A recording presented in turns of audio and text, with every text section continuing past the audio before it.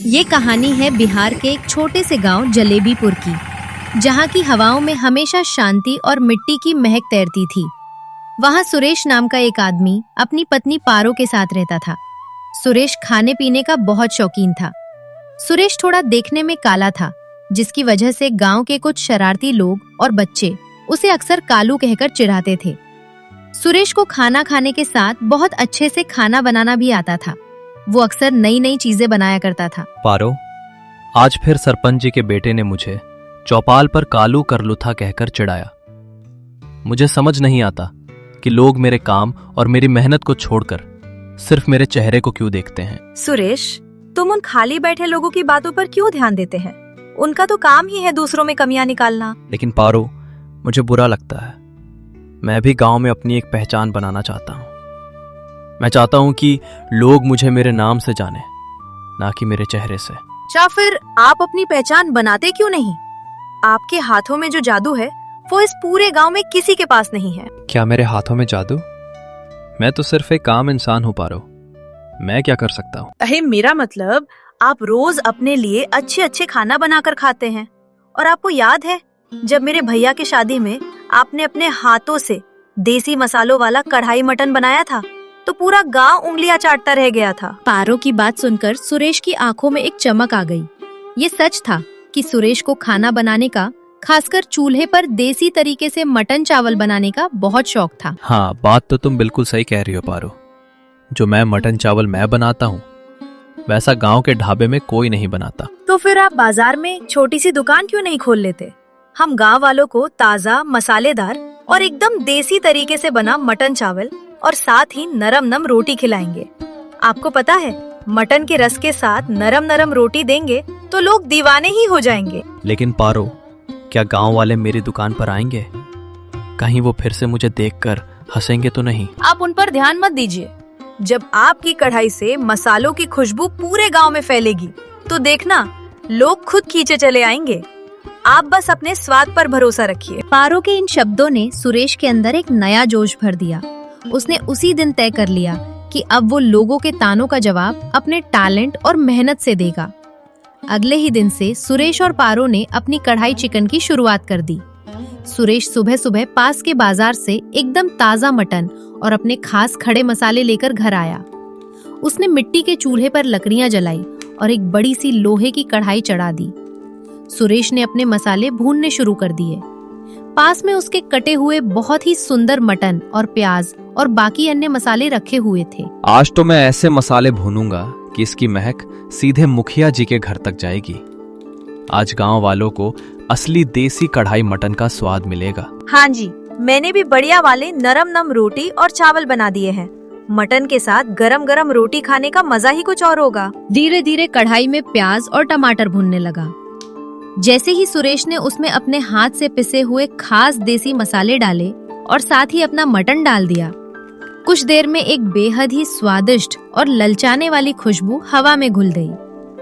सुरेश अपना मटन चावल तैयार करके गांव के बाजार के पास में ही अपना ठेला लगा लेता है और लिख देता है बोर्ड में मटन चावल। हवा में खुशबू तैरती हुई गांव के दो लोगों की नाक में घुस जाती है। अरे भाई, ये इतनी गजब की खुशबू कहाँ से आ रही है? ऐसा लग रहा है जैसे किसी बड़े शहर के ढाबे में खाना बन रहा हो। हाँ भाई साहब, खुशबू तो एकदम अलग है।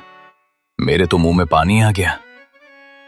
चलो चलकर देखते हैं कि माजरा क्या है। खुशबू का पीछा करते हुए दोनों उसी रास्ते पर आ गए जहां सुरेश की ठेला था। जब उन्होंने देखा कि ये खुशबू सुरेश की कढ़ाई से आ रही है, तो वो थोड़े हैरान हुए। आइए आइए, आप लोगों का स्वागत है। आज मैंने अपनी ये देसी कढ़ाई मटन चावल की दुकान शुरू की है। आइए, पहला स्वाद आप लोग ही चखिए। तभी दोनों ग्राहक ने जैसे ही पहला निवाला खाया, वे दोनों बस स्वाद में खो गए। देसी मसालों का तीखापन और मटन के टुकड़ों की नरमी ने उनके दिलों को जीत लिया था। वाह सुरेश भाई, क्या स्वाद है। सच कहता हूँ, मैंने अपनी पूरी जिंदगी में ऐसा मटन चावल नहीं खाया। आप दोनों को खाना पसंद आया? यही मेरी सबसे बड़ी कमाई है। आप जब चाहें आए, आपको हमेशा ऐसा ही ताजा और बढ़िया खाना मिलेगा। ऐसे ही दोनों ग्राहक सुरेश की देसी कढ़ाई मटन और चावल की तारीफों के पुल बांध दिए। धीरे धीरे सुरेश की ठेले के चर्चे पूरे गांव में फैल गए। जो लोग कल तक सुरेश को उसके कालेपन की वजह से कालू कहकर चिढ़ाते थे, आज वही लोग उसकी ठेले के पास लाइन लगाकर खड़े रहते थे। अब कोई उसे कालू नहीं कहता था, सब उसे इज्जत से सुरेश भाई या मटन वाला सुरेश जी कहने लगे थे। उसकी छोटी सी ठेला अब पूरे गांव की सबसे मशहूर जगह बन गई थी, जहां से गुजरने वाला हर इंसान उस देसी कढ़ाई मटन की खुशबू से रुकने को मजबूर हो जाता था। शाम होते तक उसके सारे सामान खत्म हो चुके थे। शाम के समय जब सुरेश अपने घर पर आता है और खुशी से सारी बातें अपनी पत्नी को बताने लगता है। पारो, इतनी भीड़ थी कि शाम तक मेरी कढ़ाई मटन चावल और रोटी पूरी तरह खत्म हो गई। हमें कल से 2 कढ़ाइयों में मटन बनाना पड़ेगा।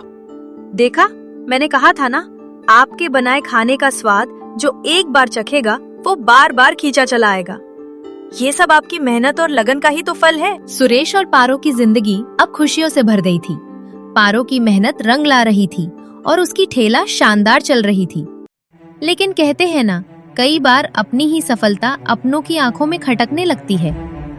सुरेश का बचपन का दोस्त मोहन उसकी इस तरक्की को देखकर अंदर ही अंदर जल भुन रहा था। ये कालू कल तक मेरे साथ गांव की गलियों में खाली घूमता था, और आज देखो पूरा गांव इसके कढ़ाई मटन और चावल का दीवाना हो गया है।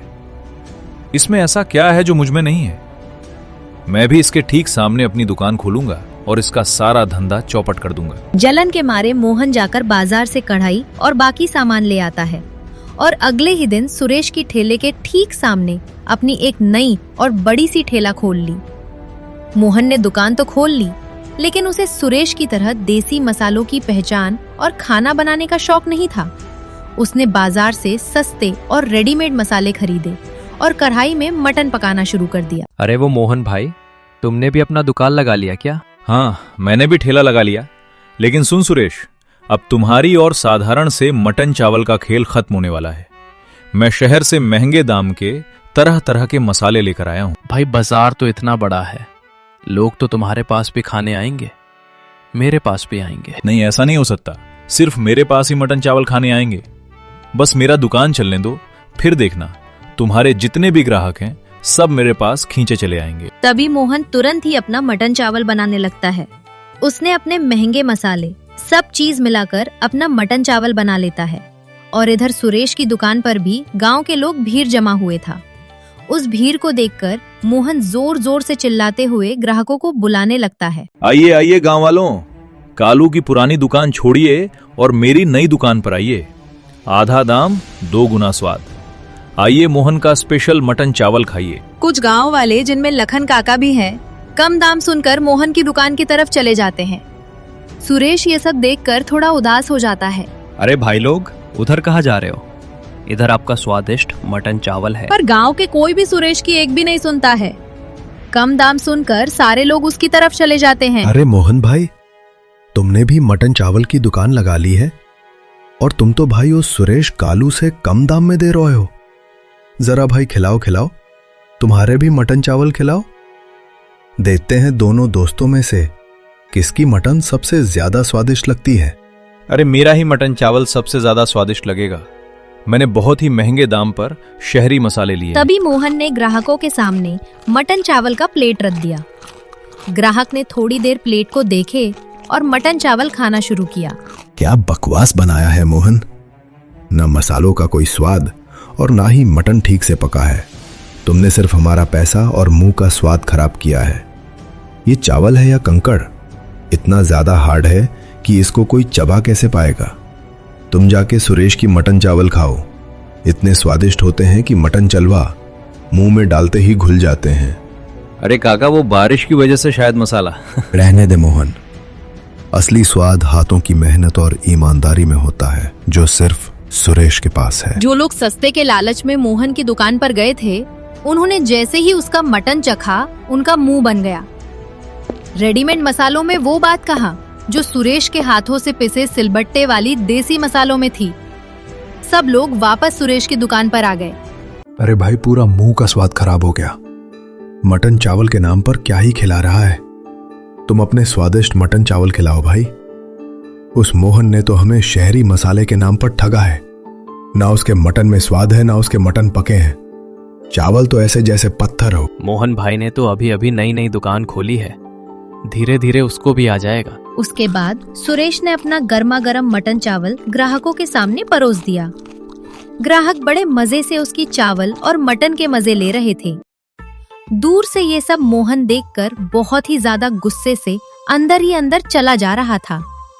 आखिरकार शाम होते होते सुरेश की सारे मटन चावल बिक गए थे और इधर मोहन ने अपना सारा नुकसान कर लिया था।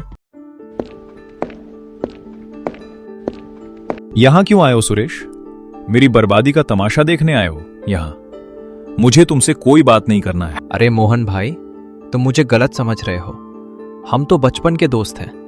मैं तो चाहता था तुम्हारा भी दुकान चले, लेकिन दुकान मसाले से नहीं, आदर और व्यवहार से चलता है। तो मैं क्या करूं? मेरा तो इतना सारा नुकसान हो गया ना। अरे तुम चिंता मत करो, गांव वालों को मेरा मटन पसंद है ना। तुम एक मीट की दुकान खोलो, मैं तुमसे रोज तो ऐसे ही 20 किलो मटन लेकर ही जाऊंगा और बाकी गांव वाले भी कुछ तुमसे खरीदेंगे।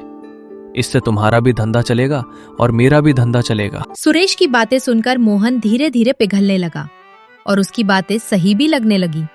सुरेश तो चाहता था कि उसका दोस्त उसके साथ मिलकर काम करे। क्या सच में भाई तूने मुझे माफ कर दिया? हाँ दोस्त, हम दोनों मिलकर गांव में अपना अपना धंधा चलाएंगे। तभी सुरेश की बातें सुनकर मोहन खुश हो जाता है।